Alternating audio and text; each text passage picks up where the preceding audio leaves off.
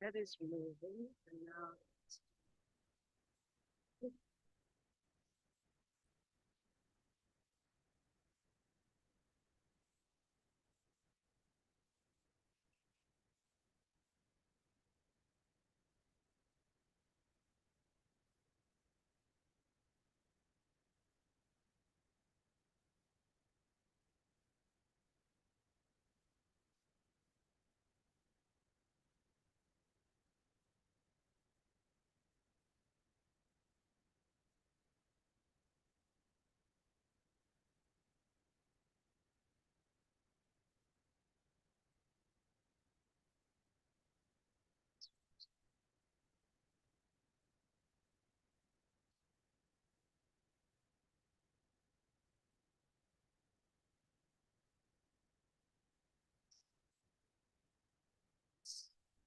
something that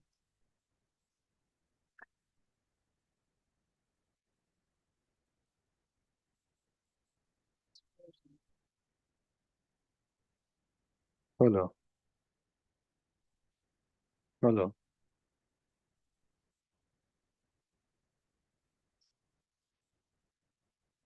hello.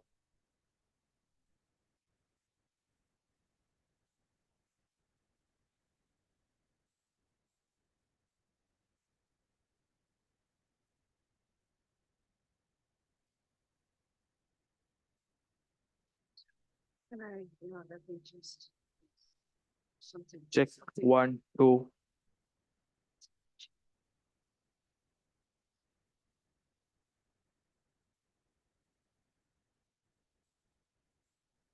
that's let me just there were apparently two versions open. There's just one version open, so okay, that may have been confusing.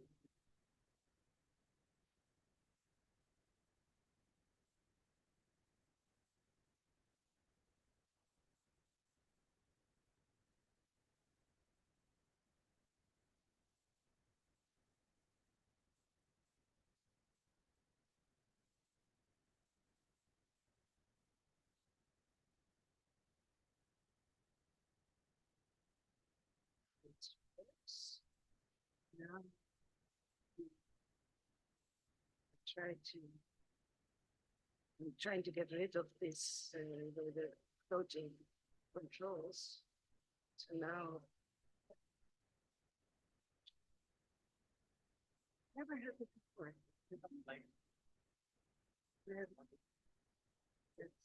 Then we just have to leave, otherwise this because it was okay.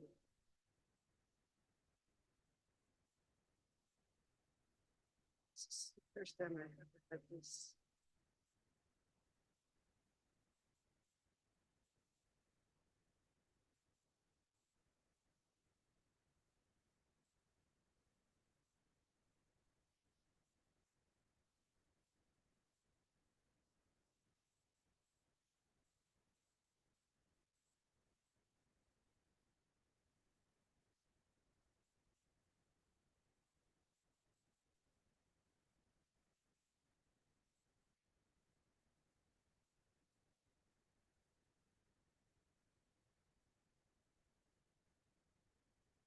So it's so fine. So and then I just have to leave No, no, I just have to make sure that unfortunately, I can't get rid of this annoying, this annoying message. But that's the worst. That's not okay. This one works. This one.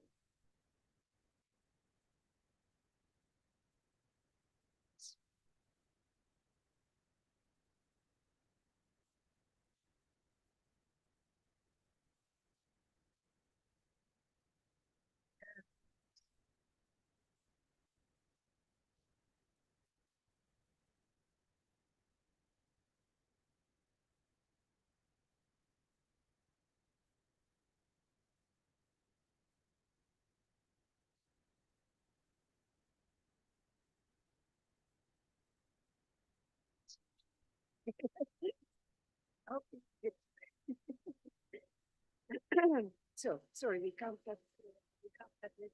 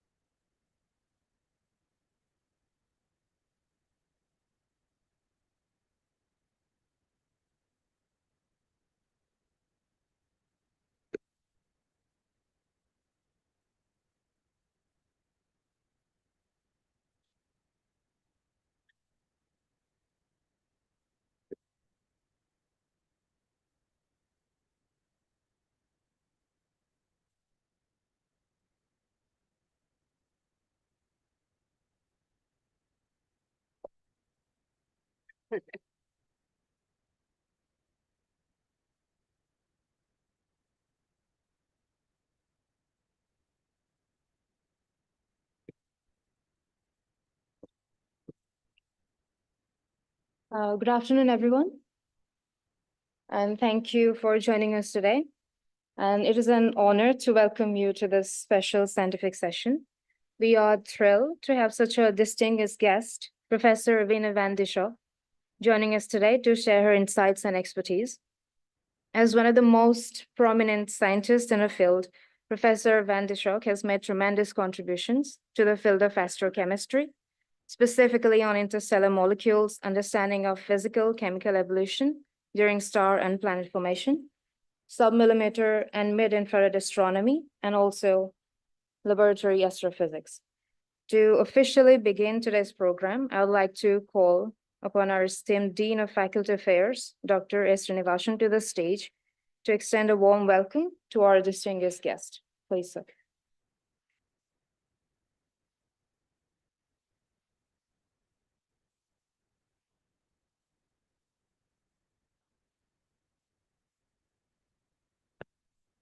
Good evening, ma'am. My fellow colleagues, my dear students, welcome you all for this Colloquium lecture. It is my great pleasure to welcome Professor Ewine van Dishoeck to NISER. She truly needs no introduction as per pioneering work uniting the fields of chemistry, physics, and space sciences speaks for itself. Professor van Dishoeck contributions embody the interdisciplinary spirit that is at the core of our institute. I heard from Professor Leighton Majumdar that her research field is chemistry. So proud of myself to a certain extent to share the things about the information. At NISER, interdisciplinary research forms the backbone of our School of Earth and Planetary Sciences, where faculty and students from diverse disciplines, including physics, chemistry, earth sciences, and space sciences, collaborate under one roof. Their collective efforts push the frontiers in fields like astrochemistry, star and planet formation, exoplanet studies, and cosmochemistry. Research in astronomical sciences is currently thriving across two schools, particularly School of Earth and Planetary Sciences and School of Physical Sciences. My fellow colleagues are sitting here. and they are more close to watch what is going on across the globe. Faculty members actively use data from international facilities like ALMA and JWST and are preparing to expand into upcoming projects with the SKA and the TMT, supported by our parent organization, that is Department of Atomic Energy, for India's preparation. I also encourage Professor Van Dishoeck to visit some of our key facilities, including the Center for Interdisciplinary Sciences and our student-led astronomy club. It is one of the famous club which is there in NISER, which is inaugurated very recently on National Space Day in India. Thank you once again for taking the time to visit us. We hope you enjoy our hospitality and find your stay at NISER both productive and enjoyable. Very sorry to say that our director wished to attend this meeting and inaugurate this session, and due to unavoidable circumstances, he could not able to attend this meeting. He asked us to kindly convey our best wishes and regards for this event. Thank you once again. Yes.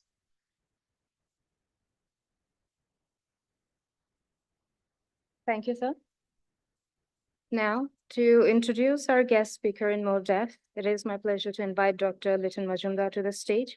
Dr. Majumdar is not only an expert in his own right, but also a close collaborator and colleague of Professor Dishoeck. Dr. Majumdar, please.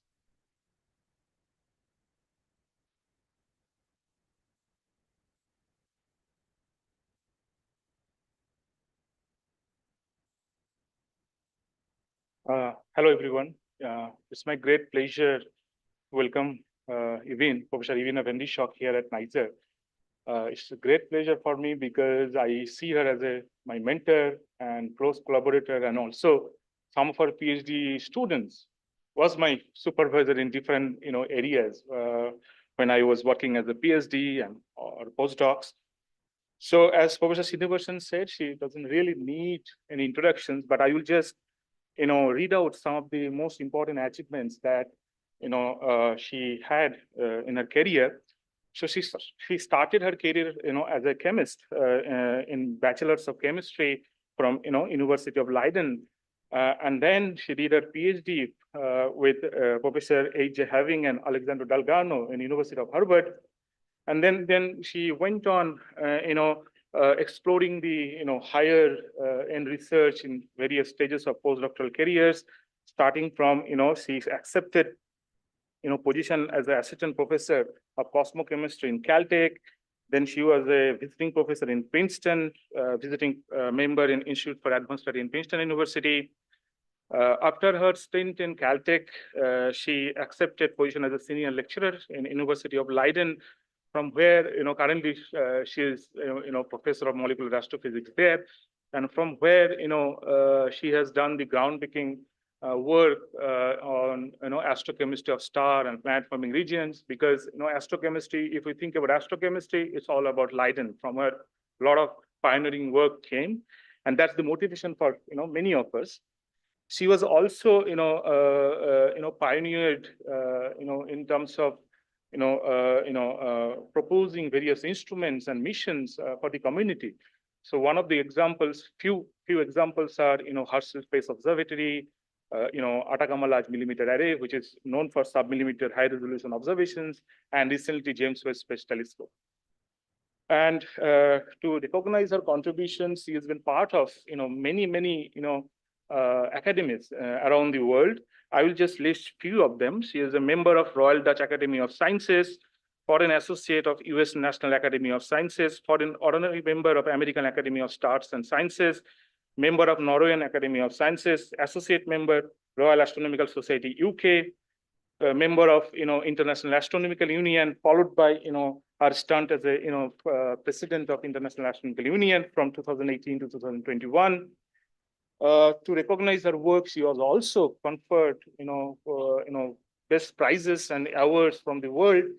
To list a few, Kavli Prize in Astrophysics, considered to be the highest prize in astronomy.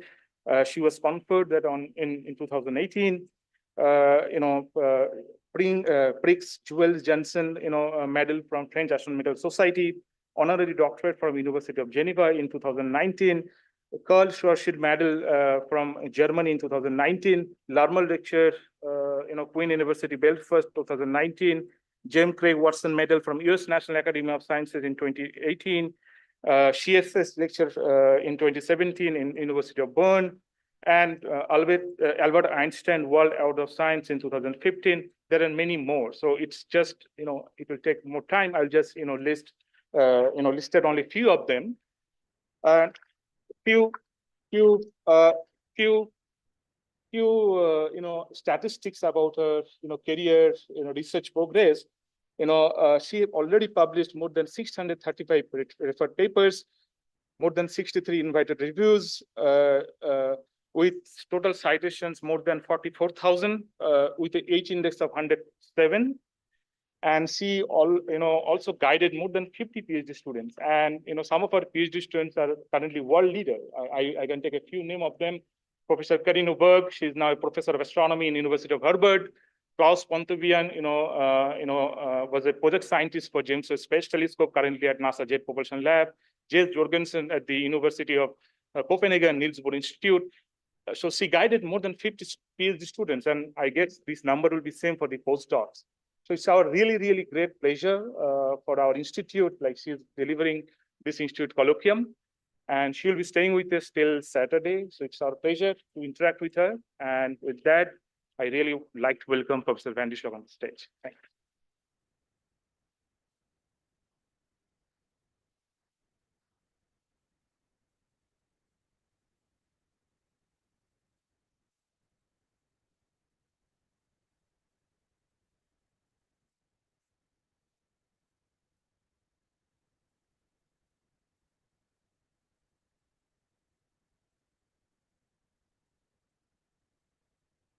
Hey, good afternoon, everybody. Wow, wonderful to see so many of you here in this beautiful auditorium on this fantastic campus.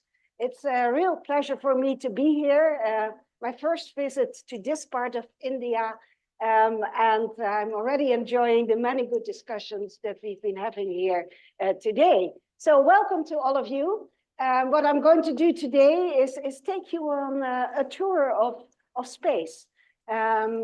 The space between the stars that you see here so beautifully on this particular image. And this story is going to be a story about origins where we come from. And we will see we are actually born in one of these dark clouds that you see so beautifully here on this particular image. Good. Yes.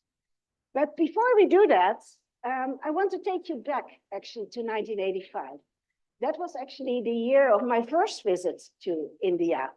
And that was a very important year for astronomy in India and also astrochemistry in India, because that's when the General Assembly of the International Astronomical Union, which meets only once every 3 years and then meets across the globe, that was the time that it actually met here in India, in New Delhi. And you see, this is actually the original invitation that I still have in my scrapbook at home, that actually the Honorable Rashid Khani was opening the General Assembly.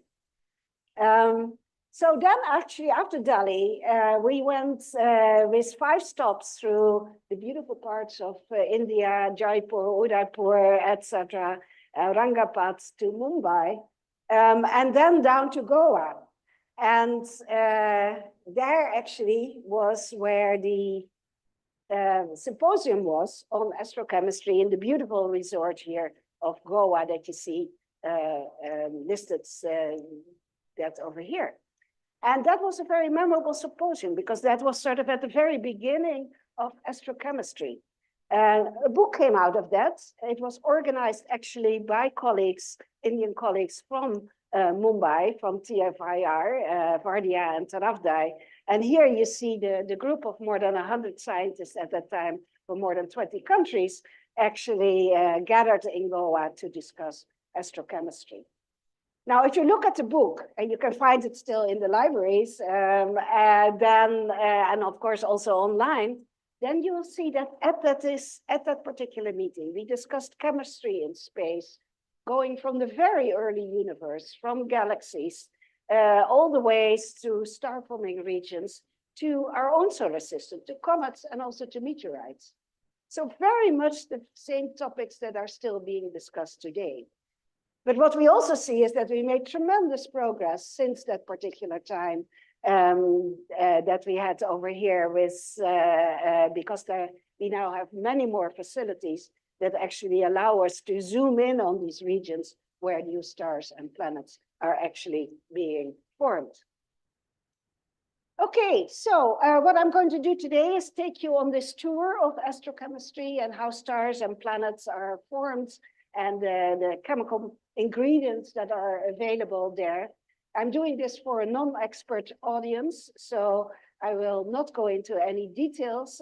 If you want to know more about details, please come to the talk on Saturday. But here I'm going to give sort of a broad overview of the field. So let's start actually with the night sky. Well, maybe tonight we're going to go up and look at the night sky. I'm very pleased to see that here at NISER there is an active community actually doing sky viewing. But the wonderful thing about it is that anybody can do it anywhere in the world. And certainly with a small telescope that even improves it. And you see these wonderful phenomena on the sky. You see stars, you may see planets, you may see galaxies. And once in a while, you can be lucky. So as actually recently been in the recent days of this comet here, comet A3, which was very well visible. And I hope that you may have seen it here also in India. And if you look actually at this,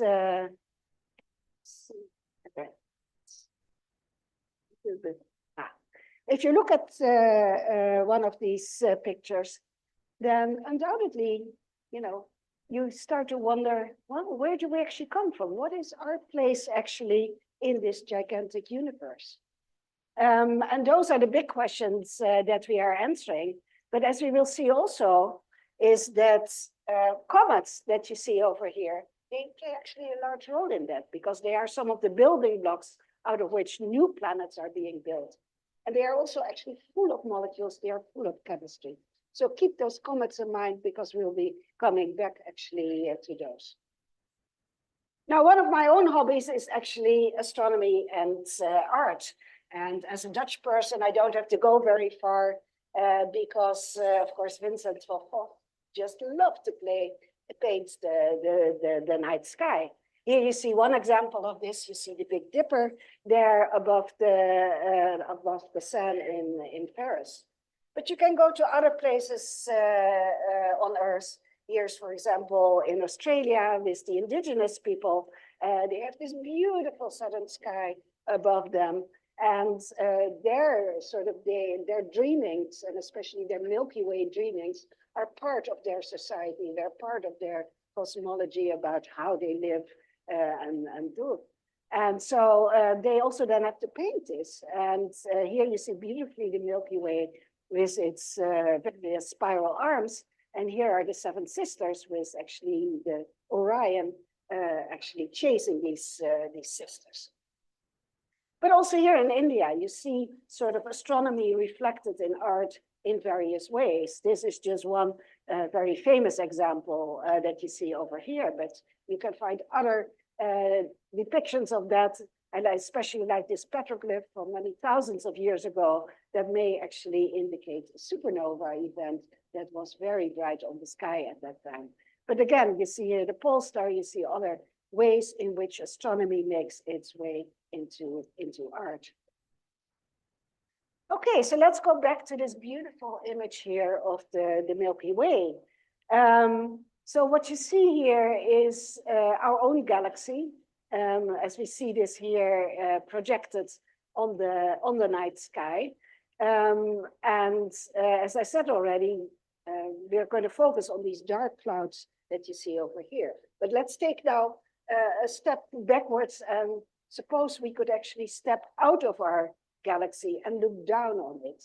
So rather than looking against it as we did in the previous image, let's suppose that we can actually get it out of it. And then we see here actually our Milky Way. This is, of course, an artist's impression, but it's built on actual astronomical data. And so our galaxy, our Milky Way, is a collection of some 250 billion stars.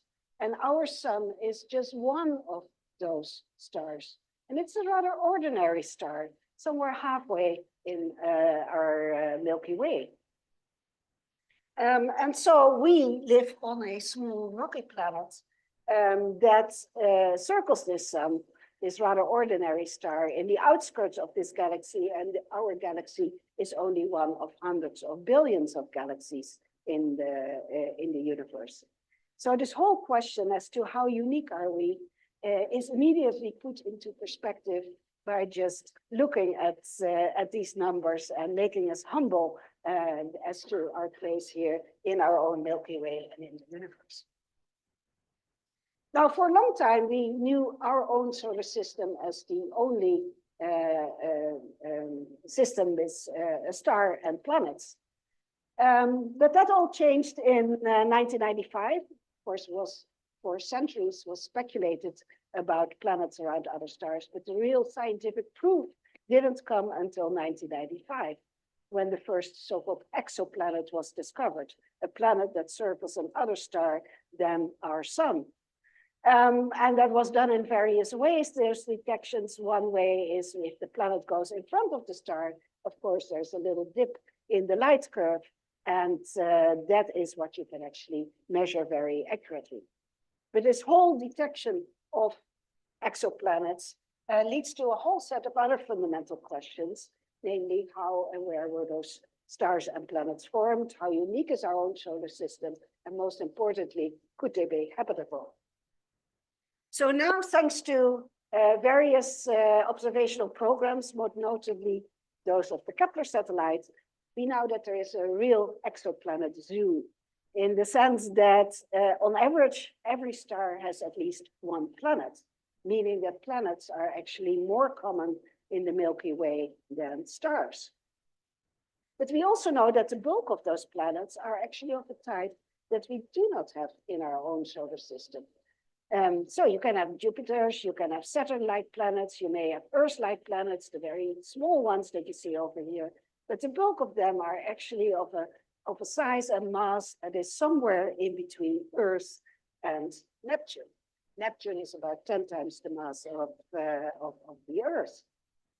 And so then that raises again a question, so how were those planets made, and why don't we have those planets also in our solar system? And concurrently is also then the question as to could those planets, especially the rocky ones, what could they be habitable, and what is actually their composition? So now that exoplanets have been found and we know that they are common, the next question is obviously, well, can we characterize them? Can we find sort of what their composition is? And directly related to that is also the question how we meaning our solar system, how that was actually formed some 4.5 billion years ago. And we also get information about that from recent space missions. For example, missions that have gone to asteroids, like the Hayabusa mission from the Japanese and the OSIRIS-REx mission from NASA. They have gone to an asteroid, they have picked up a little bit of material, brought it back to laboratory on Earth, where they can be studied in detail, their composition. And they tell us something about the inner part of our solar system, how that was. On the other side are the comets. Those are in the outer part of the solar system, the cold outer part. They are not just rocks, but they are actually a mix of rocks plus ice. And so they tell us something about what happened in those outer parts of our solar system. And so together, these are actually messengers from the early solar system that we can now still study and link sort of that what we see in these other solar systems that are actually forming. So let's start our journey actually through space. But first, let me actually thank my group, my wonderful PhD students, postdocs, and also my colleagues around the world, because much of what I'm going to tell you is thanks to their hard work and their fantastic works. And I've really been blessed by having such talented students and postdocs. So what I'm saying here is really also a tribute to all of their work. Okay, good. I think you recognize this particular constellation. Yes, that's Orion.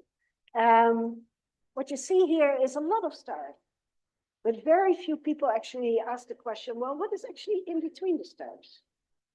Is that empty? It's sort of empty, but it's not completely empty. It's filled with a very, very, very dilute gas, much more dilute than anything that we have here on Earth. And so the denser concentration of that gas are actually called clouds. And you see here an example in the sort of Orion, where you have the Orion Nebula, the denser parts of that that gas are actually called clouds. So I think a little bit like clouds that we have in our own atmosphere, but then much more tenuous. So here is actually an image from the Hubble Space Telescope of the Carina Nebula. Keep that in mind, because we're going to come back to the Carina Nebula also with the Webb telescope. And what you see here is actually the dark clouds against the bright background region. So you see them as silhouettes. Now, why are these clouds so dark? They are so dark because they contain tiny little dust particles. I think of them as sand, like sand that you have on the beach, but then probably a factor of 1,000 smaller. And what do these dust particles do? They consist of silicates and carbonaceous material. And they, just like smoke, they actually absorb and scatter the light. So you know when you have a lot of smoke or when you have a lot of smog in the atmosphere, you cannot look very far into it. The same here, these clouds are dark and therefore we can contain these dust grains and therefore we cannot look very far into it. But it's actually in these dark clouds where molecules are protected from the dissociating radiation of all the bright stars that are nearby. So it's really these dark clouds where we can start to hunt for these molecules. To give you an impression of the conditions there, the densities are of the order of, say, 10,000 particles per cubic centimeter. Now, 1 cubic centimeter here in this room contains some 10 to the 19 particles per cubic centimeter. And even a good ultra-high vacuum in a laboratory here somewhere on the campus will still have something like 100 million particles per cubic centimeter. So it's really very, very empty, even though as an astronomer we talk about a dense cloud, it's still a very, very good vacuum. It's also extremely cold there. Only 10 Kelvin, 10 degrees above the absolute zero. So on the Celsius scale, of course, it's some 20 degrees here. It's minus 260 degrees there in the clouds. So chemists would say, well, you know, don't even bother to look for molecules because under those conditions, they will never meet and you won't find any molecules. And that's also because if you look sort of at the periodic table, seen from an astronomer's perspective, you have here primarily hydrogen that was made already in the Big Bang. Then you have helium that is present at about 10%, but that's chemically not so interesting as a noble gas. But the chemically more interesting elements, the elements that we are made of, carbon, nitrogen, and oxygen, those are present at the level of a few promille. And so given that this predominance of hydrogen and those very cold and tenuous conditions, that was one of the reasons for chemists to say, well, you know, we don't expect to be there any molecules. So the surprise really came when astronomers started to tune their receivers and found one molecule after another and found that actually there's a very rich chemistry in space. And don't try to read this graph. It's just to give you an indication that there are now more than 300 different interstellar molecules detected. And they contain somewhere between 2 and 13 atoms. The bulk of them are actually organic molecules. There are also a few inorganic molecules. And if you look at the rate of discoveries, then you see that we are still on a steep slope of, thanks to new technology, detecting many more molecules in space. So there's really a very wild variety that is actually present there. So how do we actually observe these molecules? Well, take a molecule like water. A molecule like water can tumble end over end in space. It can rotate. And that we can observe at millimeter wavelengths. So we need to have telescopes that work at millimeter wavelengths. But a molecule can also vibrate. It can have these stretching motions, and it can have these bending motions. And those actually occur at infrared wavelengths. And the advantage of infrared wavelengths is that we can observe these molecules not only in the gas phase, but we can also observe them as ices. Because when a molecule is locked up in an ice matrix, then it can no longer freely rotate, as we have over here, but it certainly can still vibrate. So both of these techniques have their advantages and disadvantages. With this technique, you can detect the bulk of the molecules down to very low abundances, whereas with vibrational spectroscopy, you can detect some very important molecules, molecules without dipole moments, like CH4 and acetylene, that we cannot observe with this technique. So it's really very complementary, these two techniques. And so over the last 30 years, we have been very fortunate to have some fantastic facilities to do our astrochemistry, both at these infrared and millimeter wavelengths. We've had space missions like the Herschel Space Observatory, and at millimeter wavelengths, the Atacama Large Millimeter Array, I will come back to that still, has come up. And now, of course, we have the James Webb Space Telescope in the visible. If you think is still in the radial part, then also here in Pune, you have in India, you have the GMRT, with which you can observe at least a few molecules. But the new kid on the block is really the James Webb Space Telescope, that has been taking data now since 2022. I'll come back to that in much more detail. And then there are the new telescopes that are being built, extremely large telescopes on the ground, up to 40 meters in diameter, like you see over here.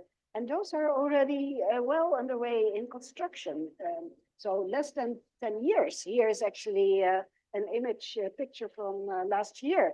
You see already that the extremely large telescope at Cerro Paranal is already very much being built and getting there. So this is just for the young people to know that there are current facilities, but we're also working on the future, that there will be future facilities for you to work with and do your science with that. Good. So with these telescopes, we now know that there is this very rich chemistry in space. If we look at the star-forming region that we see over here, here we see actually the signature. Every molecule has its own fingerprint, so to say, with which we can identify it uniquely, both in space and in the laboratory on Earth. And so we know that there are these various simple and somewhat more complex organic molecules like methanol, like dimethyl ether, like methyl cyanide that are present there. This is also a molecule that's, this is methanol, but also ethanol. This is that has actually been detected ethanol in space. And in fact, if you think about the Orion Nebula that we looked at, if you just look at the signal of ethanol there, we can translate that into some 10 to the 27 bottles of whiskey that are actually in that particular nebula alone. So it's just to say that if you ever are in need of a sip, then you can just go and tap it out of an interstellar cloud. Although it will be not as powerful as a bottle of whiskey on Earth. Good. So in addition to these molecules, we have even more complex molecules such as the polycyclic aromatic hydrocarbons. You're all familiar with them because they are in the exhaust of your cars. And some, even the buckyballs are there as well. What has not yet been detected is amino acids, even the simplest amino acids like glycine, which are not much more complex in terms of their chemical composition than some of these other molecules, have not yet been firmly identified in space. And also this particular molecule, which you may not recognize except the chemists, this is actually caffeine. Again, not that much more complex than some of the other molecules that we've seen. It may be a molecule that is not so necessary for the origin of life, but of course it's very important for the maintenance of life here and the sustainability of life here on Earth. Also, that has not yet been detected. Good. In addition to these gas phase molecules, we also find molecules as ices. So these dust grains actually act as a deep freeze onto which atoms and molecules from the gas can actually freeze out and form an icy layer. So think a little bit about, not here in NISER, but if you go to the Himalaya and you would have a car there, then on a cold night, what you would see is that the water would actually, from the atmosphere, would freeze out onto your windshield and form an icy layer. That's what's happening here as well. And the molecules from the gas can actually freeze out onto these dust grains and form an icy layer. Or you can even have atoms freezing out and then reacting with hydrogen to form water, carbon to form CH4, nitrogen to form ammonia, and carbon monoxide to actually form methanol.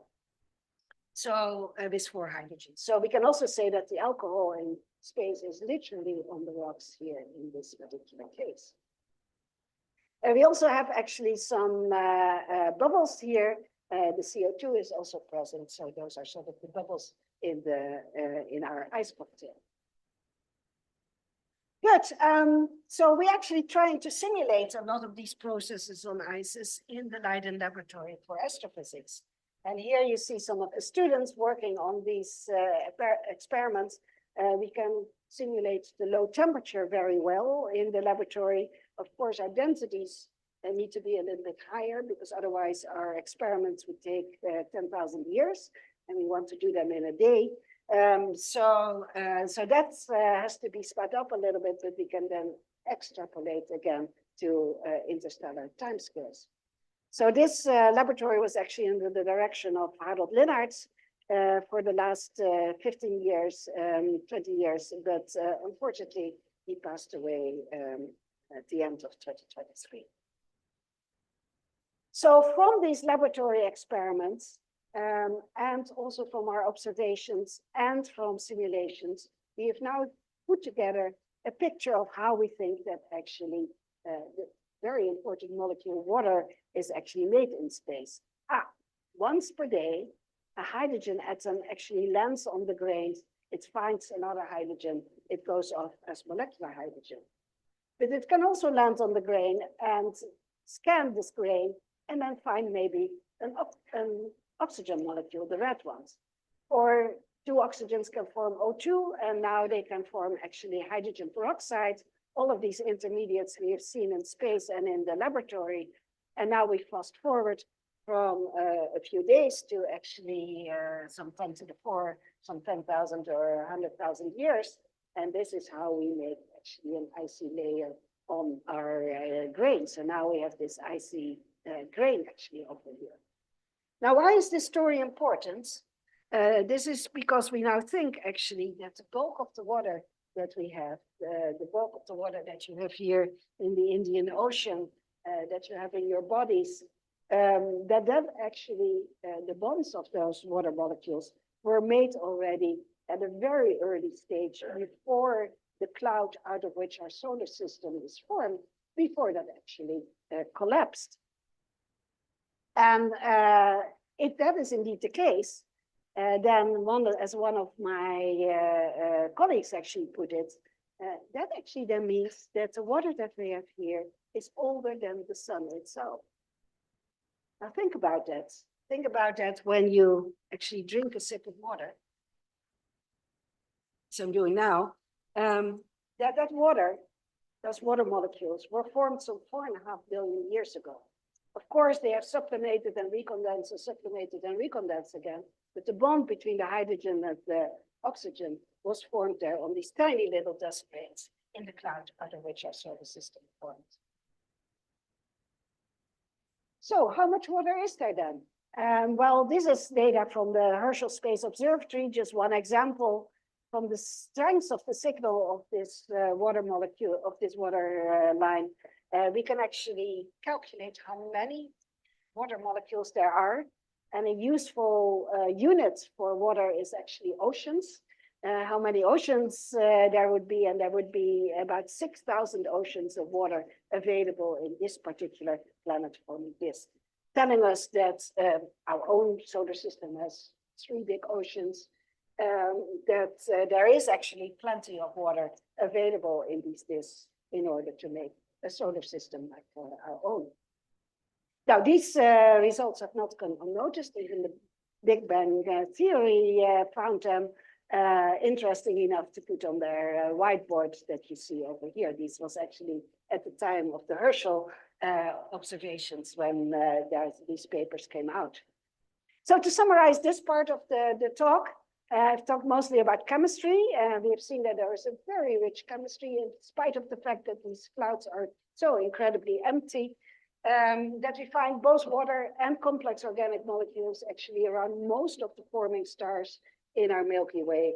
And also that there is a large similarity actually in the composition with comets. So the bottom line conclusion is the building blocks for prebiotic material are actually widespread in our Milky Way. Okay, now we're going to switch actually from chemistry to a little bit of physics. So we have our cloud here, a dark cloud that can be actually stable for several millions, even tens of millions of years. But at some stage, actually, gravity will start to take over.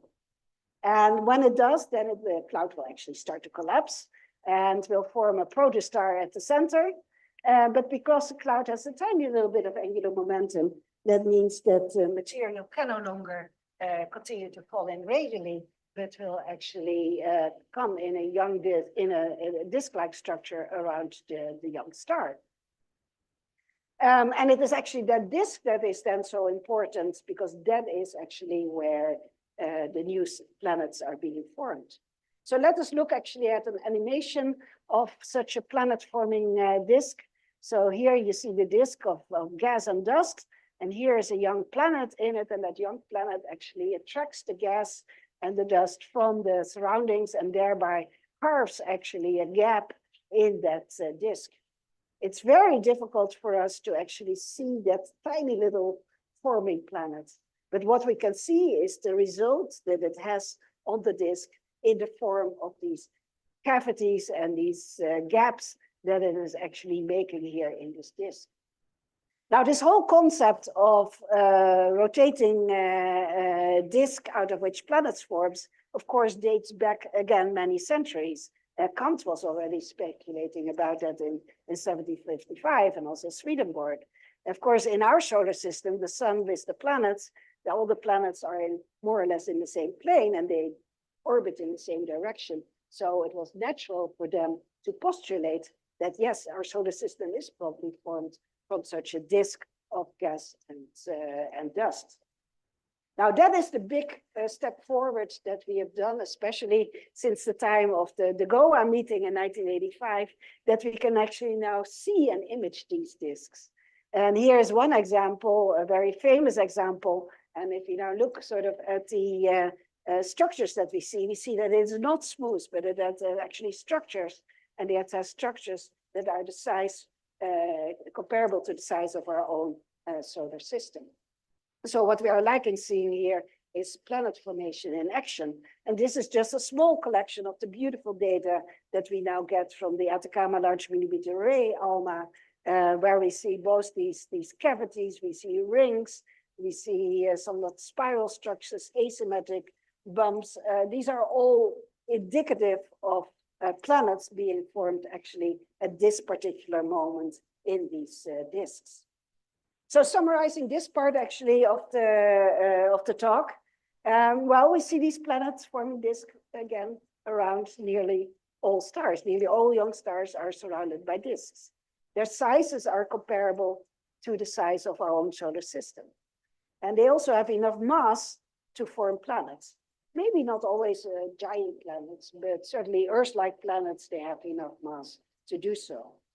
And then we see these fascinating structures in disks that point to planet formation happening at this very moment, planet formation in action. So not just the chemistry, but also the ingredients for planet formation appear to be very common actually in our Milky Way.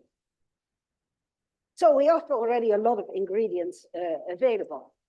Now, before we go further, I want to stress this point, really the importance of technology, because astronomy is really driven by new instrumentation. Every time we make a step forward, it's usually because we've made a jump in terms of technology. And that technology is, of course, driven also by science questions. And one of the science questions was these disks around young stars. But we also knew that these disks, as you see here in an artist's impression, that they were very small. So on the scale of this Carina Nebula, they would be, oh, look at that. It would be really a tiny, tiny, tiny little spot. So we needed to look much sharper than we were able to do beforehand. We needed something like ALMA, an array of telescopes to do that. And to do so, we had to work as an international community. And we came together as Europe and North America and East Asia to build together such a gigantic array of telescopes here in the northern part, actually, of Chile. And that inauguration was in 2013. And since that time, there have been beautiful data actually coming out of ALMA. And here you see actually the telescopes. This is a little movie. You see how together they all track the same object actually over the sky as the sky moves over it here at the Chassantor Plateau. And then the signals from these telescopes are combined in a gigantic computer, so-called correlator, and there an image is synthesized that is much sharper than you would have with an individual telescope. So it basically simulates a telescope that has a diameter up to 16 kilometers. So that's one very important ingredient. The other very important technology development is the James Webb Space Telescope. And that was launched on Christmas after a long building phase. And this was a very emotional moment. Here you see actually the solar panel coming out when it was actually released from the last stage of the Ariane 5 rocket. And it was actually then the last that we saw of Webb. So it was a little bit bye-bye Webb. This is the last that we have seen it actually with our own eyes.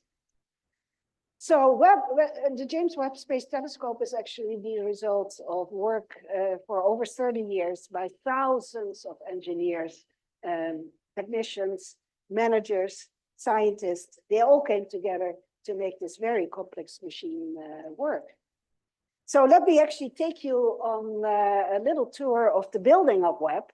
And I'm doing that because it has been a large part also of my career, my involvement for more than 25 years. I started to get involved with Webb in the late 1990s on various scientific advisory committees, and especially pushing for the various instruments that came that were on board Webb.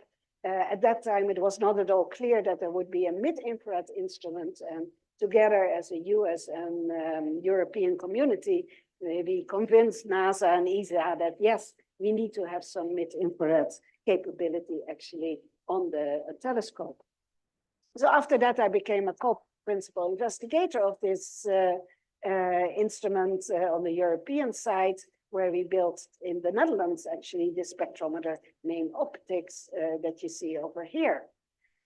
So most of that was actually built already between 2002 and 2008. Think about that. It's a long time ago already that we actually delivered our hardware to the UK, where it was actually integrated. and tested the whole instrument, both the imager and the spectrometer together. And then it was put in a big airplane, and it was flown to Goddard, to Washington. And there it was integrated actually together with the other instruments in what is called the instrument science module. So this is now in 2015. At that same time, also the telescope was developed. You see that over here, the golden eye, so to say, that was put together and tested in various ways. The instrument package was actually put on the back there of the telescopes. Then everything was shipped from Washington, the east coast of the US, to Texas, to Houston. Some of you may know Houston. From Houston, we have a problem. That was in the time of the Apollo missions. Well, the legacy still from the Apollo missions was this particular cryostat in which some of the equipment for the Apollo missions was tested. That was still there. It was the only cryostat was actually large enough to test actually JWST end to end. And that is indeed what was done in Houston in 2017. Then from Houston, it actually went to Los Angeles. That's where the sun shield was attached to it. I'll come back to that. The sun shield is very important. And then it was put on a boat, went through the Panama Canal, and it was actually here you see it moving into the harbor of French Guiana with the launch site of ESA very close by. So there actually the telescope was put into the nose of the Ariane 5 rocket. That's the largest rocket actually available and the largest nose that is available. But even that big nose is only 4 meters in diameter. Yet our telescope is 6.5 meters in diameter. So that is why it had to be folded in sort of this origami package in order to fit there in the nose of the rocket and be launched. And then the very complicated deployment afterwards. So the launch went actually very well on December 25. And then it was a nerve-wracking few weeks to make sure that the deployment went well. Then actually Webb traveled past the moon. So here is the Earth, here's the moon. Webb traveled 4 times the distance of the moon to a position that is called L2. And that is a position where actually the gravity of the sun and the Earth actually balance each other. It's a very stable position. And that is where Webb now travels actually together with Earth actually around the sun. What is the good thing about this is not only that it's a stable orbit, but it's also a position where you can always have the sun shield in the direction of the sun and the Earth and also the moon. Those are the heat sources. JWST in the infrared tries to observe heat.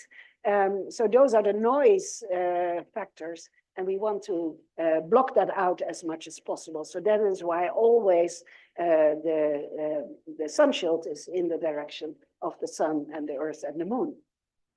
So what makes Webb actually unique? Well, first of all, it's big. It's 6.5 meters in diameter. Here you see it actually in a 1-to-1 scale model. And here also compared with the Hubble Space Telescope.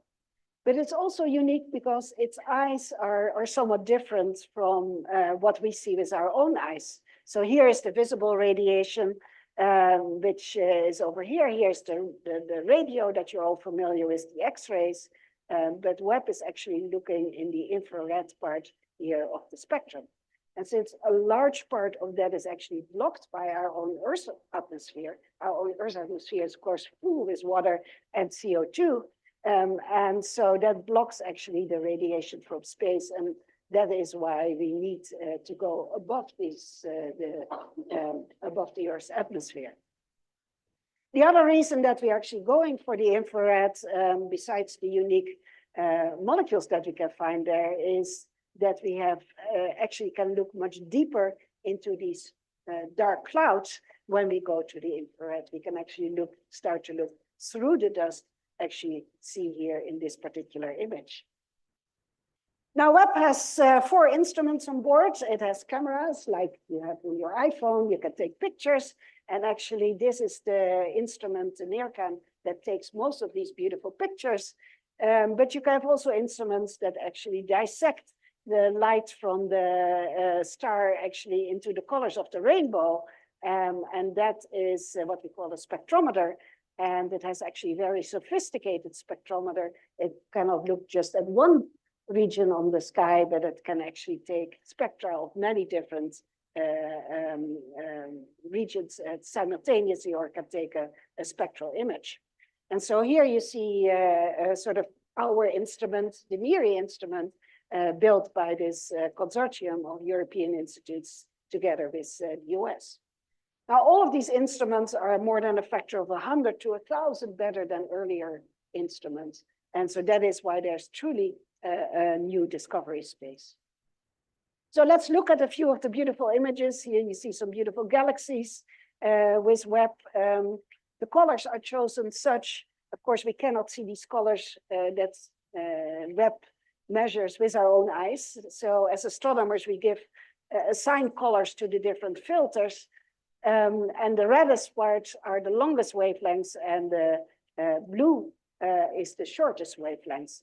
And so the red is really also our mid-infrared instrument, our MIRI instrument, and this indicates really that star formation is occurring throughout these galaxies.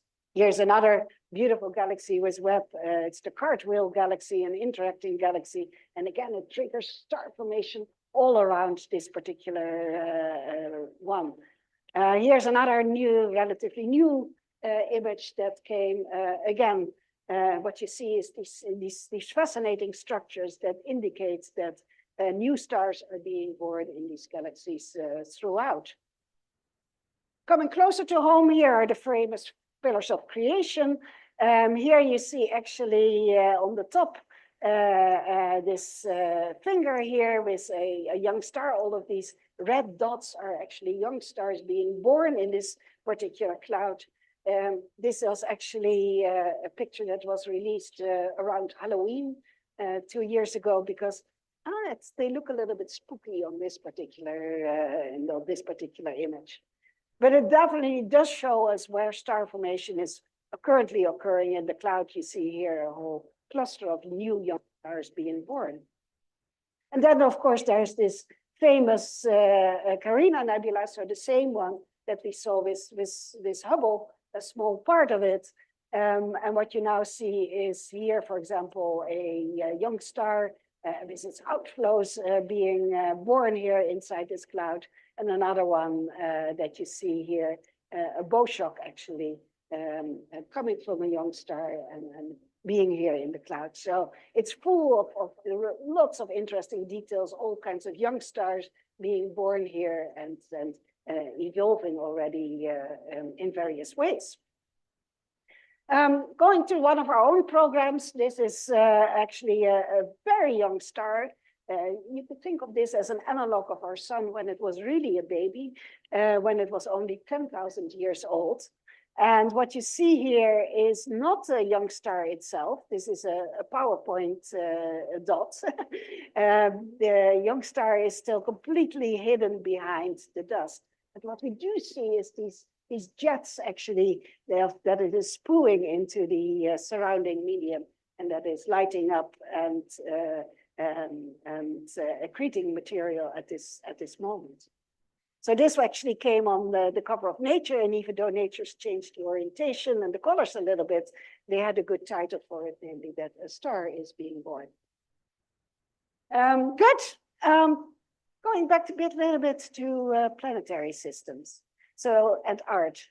So this is an engraving that is actually in our home from many centuries ago, 1798. It shows our own solar system as it was known at the time, with 7 planets and a few comets. But this artist already speculated that there are lots of other planetary systems that don't necessarily need to look like our own planetary systems. Some of them can have more planets, some of them less, some of them closer by, some of them further away. And this is, of course, exactly what we're seeing now, this enormous diversity of planets that we have in our universe and our Milky Way. So where does that diversity come from? Well, it must all start here in these disks during the basically the birth actually of these planets. And we think now that they form from these tiny little dust grains. These tiny little dust grains fall in and they actually coagulate, they stick together. Sometimes they bounce off, but little bit by bit they become larger and larger. They are covered with ice, and these ice are also full of molecules. So we see that we are building here some of the molecules that were detected in a paper that was led by a master student actually from our group. But what you see here is that these are actually the building blocks, these dust grains and also the larger ones. By the time we get to kilometer size, we call them planetesimals, but that are actually the comets. Those are the building blocks actually that ultimately lead to moon-sized bodies and that leads to Earth-sized bodies. So let's actually look at building planets in disks. So now we are zooming in here to these planet-forming disks. We can do that with ALMA, and there's lots of exciting research going on in that. We've seen some of it. But now with JWST, we can actually look at the inner part where we have the gas, and we can look at the outer part where we actually have the ices. And a very important concept in this is again water, and especially where it goes from gas to ice. We call that a snow line. You see that beautifully here in nature on one of the volcanoes. What is the importance of the water ice lines? Close to the mother star, it's warm. Farther away, it's cold. Here, the planetesimals, the rocks are actually just rocks. Here, it's cold. They are actually this ice. So here is the ice line. And you have different snow lines. You can have a water snow line. You can have also a carbon monoxide snow line. But what theorists have known for quite some time is actually that the giant planets form very close to the water snow line. Water snow lines plays a very important role in making these large planets. Another thing that happens is actually that these dust grains, these icy dust grains, actually can move in. We saw that already in the movie. They can actually fall in. And when they fall in across the snow line, they can actually sublimate and put the water back into the gas phase. But they can also be trapped. You can also have here planetesimal that is actually trapped in one of these rings that you see over here and doesn't cross this snow line. So what kind of planet we form in the end, but what kind of planet we would form in here depends a lot on what is happening in the disk and what kind of the motions are of all of these building blocks actually of the planets. So we can now study some of that with the James Webb Space Telescope and actually look at the ices that we have in these regions even prior to star formation. This is a beautiful spectrum from the James Webb Space Telescope. You see here the continuum of the star, basically the background star, and we see here the absorption of all of these ices actually superposed on it. Was water ice, CO ice, CO2 ice, even a little bit of methanol ice, all superposed on this beautiful spectra that JWST can now take. But if we zoom in on another part of the spectrum, from 7 to 8 microns, then we start seeing also now the minor ices. And this is beautiful work by Will Rocha, who is actually here in the audience. We see not just CH4 ice, but we now start to see also the complexity of the ices. We start to see not just the simple molecules, but also some of these more complex organic molecules that we were seeing already in the gas phase. And this was a big hit with also a NASA press release, NISER press release. It was called Cheers.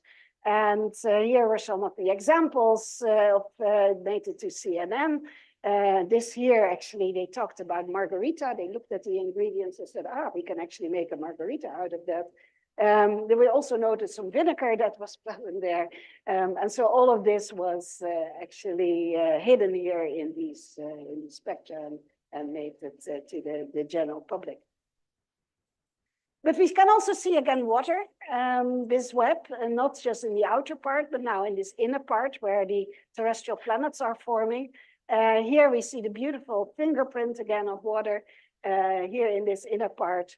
And this tells us that in spite of this enormous dust trap, there is actually some water coming into the inner part of the region where terrestrial planets are forming. So we can again form a water-rich planet. But we have also surprises, something we hadn't expected at all. Some of these disks actually have very little water. But are very rich in hydrocarbons. You see here the signatures of acetylene and also of benzene even here in this infrared spectra. What is happening here? We don't know yet, but it's clear that this is something that is quite common, especially on stars that are very low mass, that are just a fraction of the mass of our own sun. And it's actually an Indian PhD student in Groningen working with Inga Kamp and myself, who has done a beautiful study of that, of this particular source, where we see all of these molecules present here, C2H2, CH4, C2H6 ethane for the first time. Here we have again acetylene. Here we have benzene, CO2, also diacetylene. All of these molecules have so many lines. They're actually waving at us here and showing us the chemistry of the material that is building planets. So could these new worlds now also be habitable? We are clearly forming planets in these disks. We have the ingredients, we have water, we have organic material. Could they be habitable? Well, that we don't know yet. Depends on a lot of things. That's what the next generation of telescopes is going to look at. JWST also a little bit. Do we see these biomarkers like ozone, CH4, some combination of an oxidizing and a reducing molecule that would be a biosignature? Well, Webb is already starting to probe the composition of exoplanet atmospheres. As you see over here in a beautiful example of a Webb spectrum, where not just water, also CO2, but even SO2 is actually now detected in these atmospheres. And another thing that is happening is clouds. Do we see actually the weather on these exoplanets? You know, do we see when it goes from morning to evening, do we see clouds coming up? You know, can we now have weather predictions coming from these exoplanets? We already have some indications of that. We already see some sandstorms happening on some of these exoplanets. And then, of course, the biggest question, you know, are we alone? Will JWST answer that? I don't know. Maybe we need the next generation of telescopes, like the extremely large telescope, to answer that particular question. All right, I've come to the end of my talk. The big question, origins of life.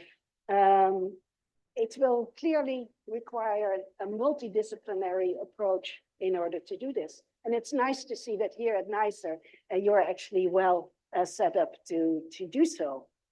I've talked only about this first step, making a habitable world, but many of my chemistry colleagues are actually and biology colleagues are actually taking these next steps to get to a first cell and make sort of have to look at the origins of life from that perspective. I want to end actually by taking again a step back and looking upwards. This is a beautiful image from a well-known image from Apollo, the Earthrise. Another very famous image, the pale blue dot. Carl Sagan told Voyager to look back at Earth when it was already in the outer part of our solar system and look at that tiny little dot. That's us. That's here. You know, that's how we are. I come from chemistry, and I'm very happy that I actually became also an astronomer, because astronomy is an extremely exciting topic, actually. It provides a lot of inspiration. It provides excitement, provides inspiration, science and astronomy. But importantly, it also provides us with a perspective, a little bit of a sense of vulnerability. You know, we are that tiny little dot there in the sky. Some modesty and also some tolerance. And I want to end then with this message that ultimately what astronomy tells us is that we're all world citizens in the same beautiful sky. And especially in these rather turbulent times, it's important to keep that particular message in mind. So thank you very much for your attention. Yeah.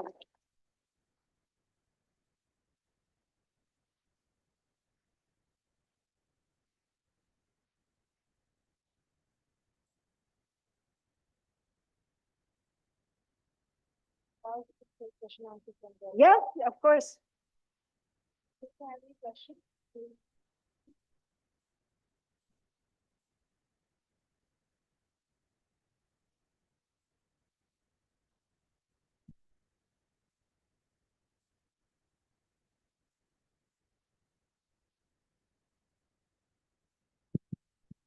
Hello. Yeah, good evening, ma'am. Yeah. So my question is like that why the structure of the galaxies and the formation of the planets you showed there in the slides, they're more like ring shaped or the disc shaped. Means when the clouds are there in the dust clouds, it's scattered all where, but it's more like to prone to form a disc or circle, means converging into some rings. Why so? Yes. Yeah. Sorry, I missed sort of your question. Can you? Means the shape of the galaxy means it is more like a ring or disk or what you showed in the slides that the formation of planets, they're also trying to make some disks, right? So Yes. so why it is so? Because the when was a dust cloud, so it is like scattered all where, but it is end up in converging in something like disk shape or Yeah. So yeah, that comes due to rotation, due to angular momentum, that you end up not in a spherical situation, but that you end up with a flattened disk. That's basically through angular momentum, through rotation, through angular momentum conservation. And that's why a lot of shapes actually in astronomy that we see on the sky are indeed in the form of this. Yeah. oh, thank you, ma'am. Hello, yes, ma'am. Yeah. Thank you for a very broad and nice talk. I had a doubt regarding the planetesimals, which you Yeah. told. So, is it like discretized into rocky and icy, or there is a gradient of those? And the second question is that below that you had shown our solar system showing gas and the Yeah. first four planets and the later ones. So, are Jupiter's and like are those two images correlated? Like the planets of this? Yeah, exactly. That was the purpose of that particular slide, that you have different kinds of planetesimals, those that are only rock and those that are rock plus ice. And that ice can be also, depending on where you are, can be only water ice, or it can be water ice plus CO2 ice, or water plus CO2 plus CO ice. That all depends on how cold and where it is actually. And the fascinating part is that planet formation models show that it's most efficient to make the cores of giant planets right behind the ice line, behind the snow line. And that is also what we think happened in our own solar system, and maybe happening in some, maybe not all, but also in quite a number of other planetary systems. So planets like Jupiter are made up of icy planetesimals. Yeah, certainly they have a lot of heavy elements, both in their core and the atmospheres. In fact, they have more heavy elements than the, relatively speaking, than the sun has. So they must have accreted these planetesimals with all of this ice and these heavy elements. Yeah, you're asking a very good deep question. You're doing already the science. Thank you. Yeah. Hello, ma'am. Yeah. It was a nice talk. So you said about difficulty in detecting amino acids such as glycine in the interstellar medium, right? So is there a particular reason for that? Are they not abundant, or there is a problem with the detection techniques we have? Very good question. It has been claimed many times in the popular, in the press, that they had detected it. It's, we still have no secure detection. So it's a combination of the two. So it's probably not very abundant, so it's weak. But we think it is there because it has been detected in comets. But it's also, its molecular structure is rather unfortunate that all of its individual lines are weak. And there are just very many of them. And so that is why we still haven't detected it. Good evening, ma'am. Yep.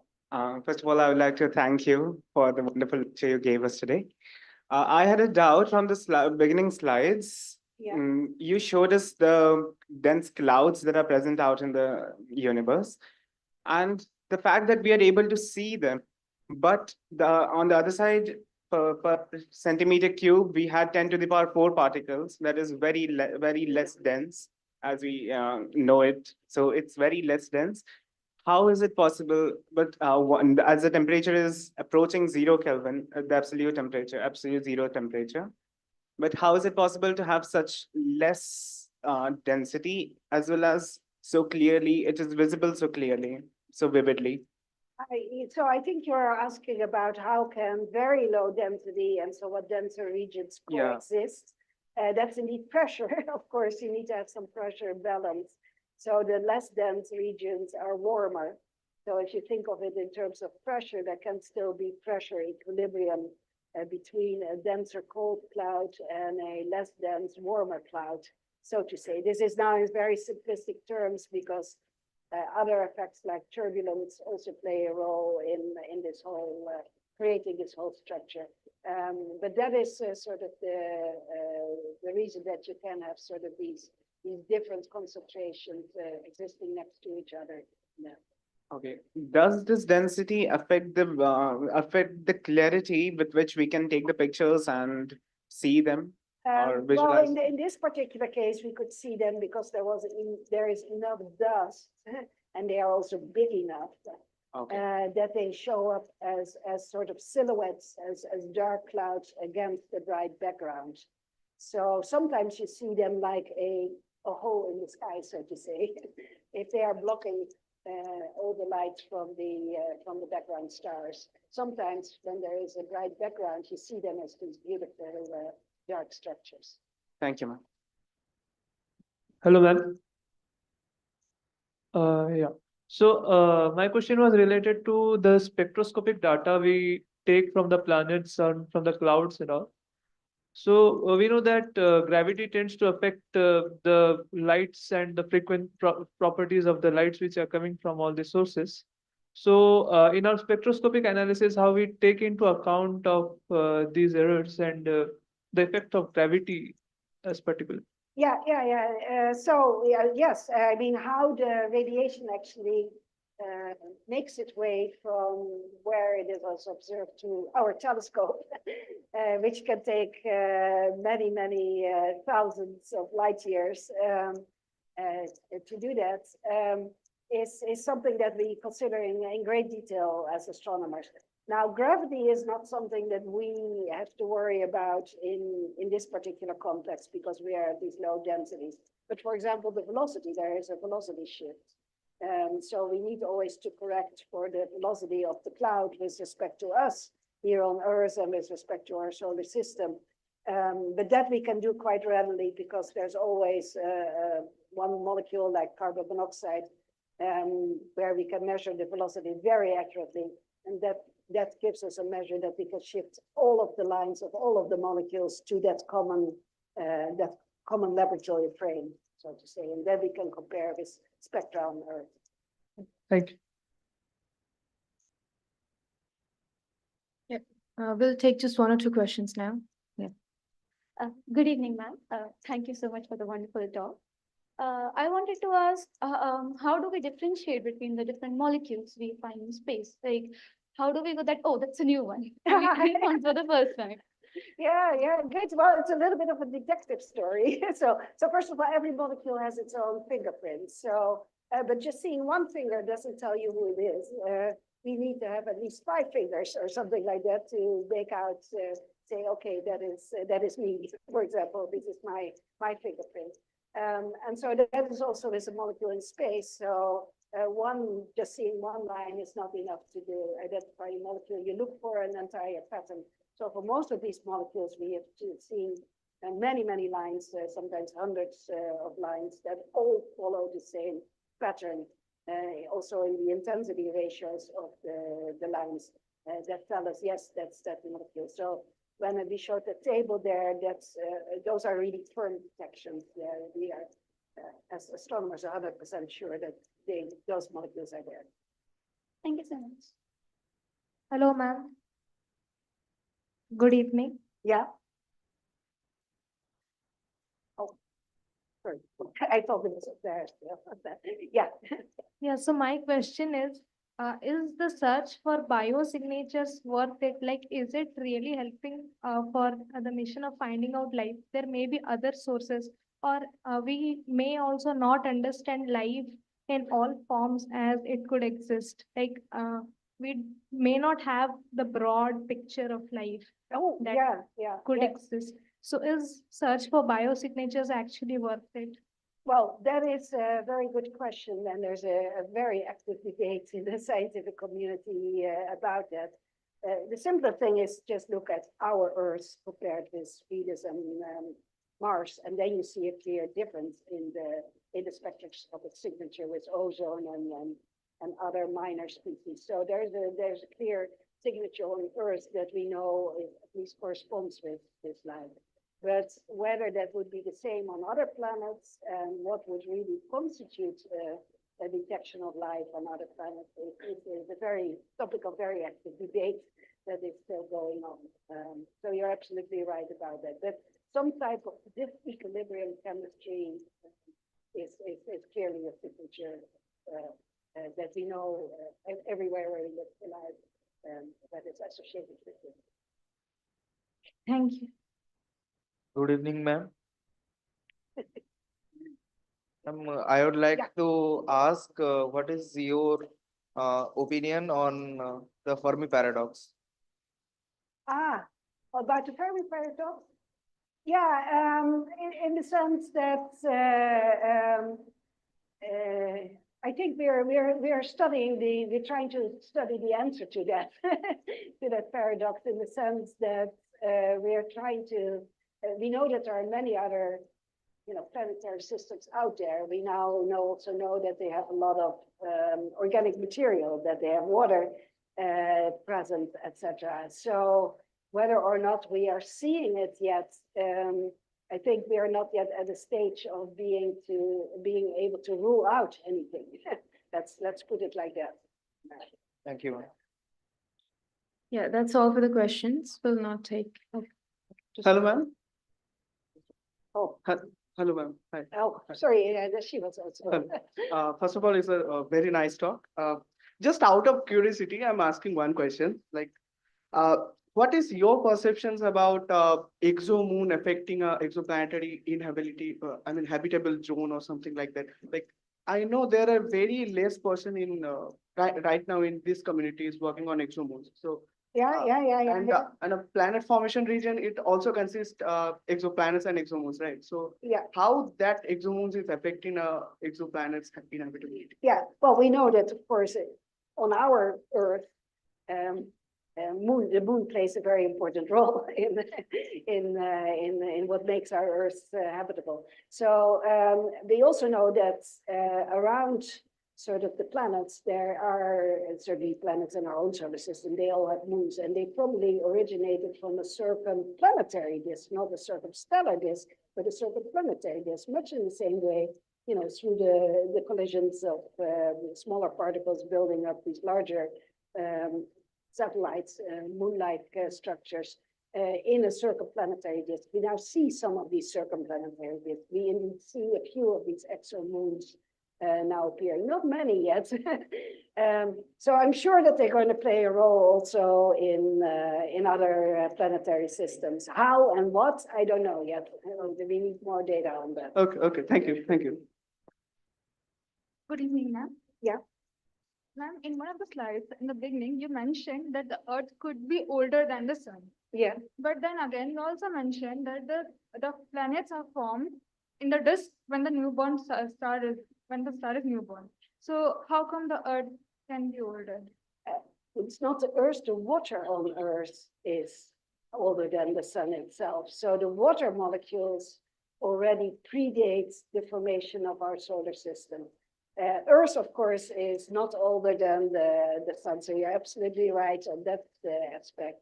That was indeed formed after the collapse in starting a few million years after the birth of the formation, the collapse of the cloud and formation of the protostar.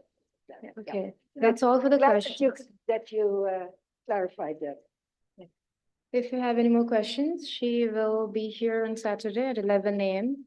and she'll give one more talk and you can have discussion. Just want to say for especially the younger people in the audience, I brought a few goodies from JWST.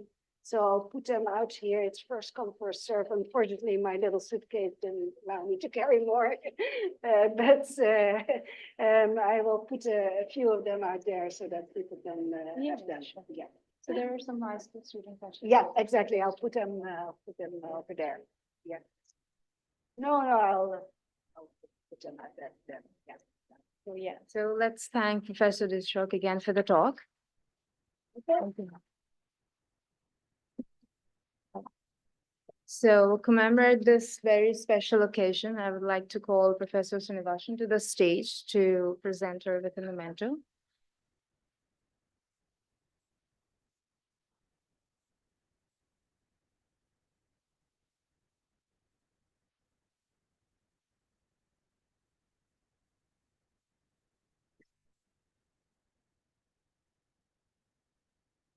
Oh, wow. What is that? Oh, that's beautiful. The School of Planetary Science is nice. This is a this? Yeah, exactly. Beautiful. That's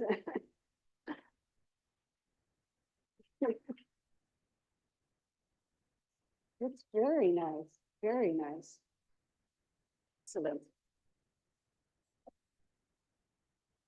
Thank you. Oh, fantastic. Gorgeous. Ooh, yes. I'll put that in. All right. Thank you everyone for being here. And